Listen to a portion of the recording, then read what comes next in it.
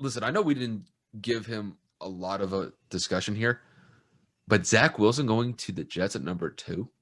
Man, I'm not even wasting my time with this organization. Then people wonder why I don't got beef with the Jets. But it's like, bro, they're like a walking dumbass facility, bro. Like, you trade Jamal Adams, you sign Le'Veon Bell, then you cut him, you freaking get all of these other players. Like, who was it? C.J. Mosley ends up getting hurt. Then did they cut him or trade him? Is he still on the roster? I don't even fucking know. Now you're looking at you trade Sam Darnold for peanuts, and you're going after Zach Wilson, who played at BYU, who doesn't even have a fucking conference, and has played a bunch of random no-name schools playing one-ranked opponent, that being Coastal Carolina. And you're going to sit here and tell me he's the second best quarterback in the fucking draft? Man, this is why I say the New York Jets are always going to be the butt jokes, and I mean that with the pun intended of the butt fumble that Mark said just had against the Patriots. They genuinely just make stupid decisions. You're going to sit here and tell me right after Trevor Lawrence, quarterbacks aside, this guy's the second best player in the draft? You're crazy. I don't care if you can throw 100 yards with your eyes closed on one knee. That doesn't mean you're good.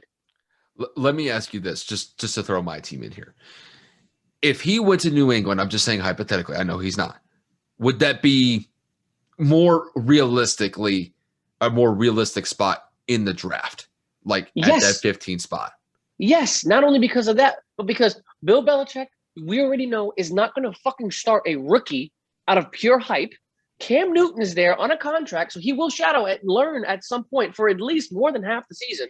Yep. And you guys have better offensive talent than the Jets do anyway. Mm-hmm. Like, the Patriots have a great defense. The Jets are okay. The Patriots are trending offensively with all of their free agent acquisitions. The Jets are okay. And you're going to sit here and say a rookie head coach and Robert Saleh is going to be better positioned to coach a rookie quarterback better than Bill Belichick? Like, no, the Jets are just continuing to do stupid decisions. Woody Johnson is continuously laughed at as one of the worst general managers in this league. And I don't know what the hell is going on in their minds. And I don't feel bad for them anymore. Like, I really don't. When I was younger, I was just like, damn, the Jets suck, man. And then it's just like, no, they do it to themselves. I'm just saying, like, when I see Zach Wilson, like, if this There's were just potential. If this was just me, like, I think like a good spot like for him would be like pick 19. That would mean he'd go to Washington. And granted, they did sign Taylor Heineke, but you don't know if he's the long-term guy to go for Washington. It was a 2-year deal. It wasn't anything long. Ryan Fitzpatrick, 1-year deal. So, and then after that, you got the Bears at 20. They need a quarterback. And look, when you look at Zach Wilson, that's where I would kind of see him in his draft stock. Kind of like a mid gamble later. You don't take it first. A mid to late first round draft Agreed. pick. I think he's definitely viable for a first round pick. I think him being a second round pick is probably a little bit of more realistic. Well, it's just that with the way that I see it going this year, I still think that this guy is a first round draft pick, but I would say more to the mid to later round of the draft, not the second pick. That is no way. I mean, look, I will say this though, just to defend him here, because I kind of have to take this stance just in this instance.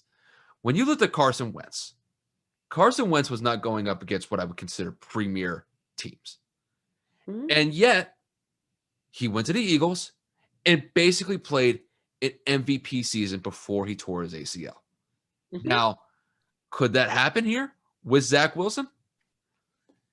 Maybe. No. Let me finish. I'm hedging my bets against it. That's how I kind of see it. Am I going to rule it out entirely? No. But I'm hedging my bets against it. Like, for me, the way that I see it, if you were like to take like a 60-40, 70-30 split, the way that I see it, there's an 80% chance that he turns out either average or so-so, and there's like a 20% chance of him actually being good in the league. That's just kind of how I see it. So, and him going to the Jets, he is going to get destroyed there. Hopefully they can build that offensive line. There's just no way. Dude, you can't compare because the Eagles had a great team surrounding Carson Wentz in that year. I know. Nelson Aguilar, just a known speedster. They had a fast guy down the field to stretch the defense. Alshon Jeffrey, one of the better receivers at the time. Yeah. Go up and get it. Long, big target, end zone threat. Torrey Smith, another speedster. Just a guy to stretch the field and continue. And then you had Zach Ertz, one of the best tight ends in football. And then you had the backfield of LeGarrette Blount, Jay Ajayi, all of these fucking players that were just absolutely incredible. What the hell is Zach fucking Wilson going to go into? Dog shit. Yeah. And a defensive-minded head coach. So everybody's sitting here talking about Zach Wilson, Zach Wilson, Zach Wilson. Who the fuck are you throwing to? Who's your starting running back? What are y'all going to do on the defensive end? Other than your left tackle, where's the rest of your offensive line? There's a multitude of questions and a multitude of holes. And it's just like the kid, again, no disrespect. Carson Wentz went out and did it out of North Dakota State. Maybe Trey Lance can repeat that success. But, dude, BYU, what? Why? No, he's not the second best player in this draft. He's not going up against premier talent. I'll give you that. No. It's just that I'm not going. It's like I said, I'm not shutting the door slam on this guy's face, saying that he's going to be a bust going there. That's disrespectful. But I just don't think that this guy's talent says that he's a second pick in the draft. That's just the way that I see it. But if the Jets want to be that way, that's fine. You reap what you sow. And hopefully you don't kill this kid when he's getting rushed all game. Because if they fix the offensive line, great. If they can't, Zach will. He's just going to be running for the rest of his life.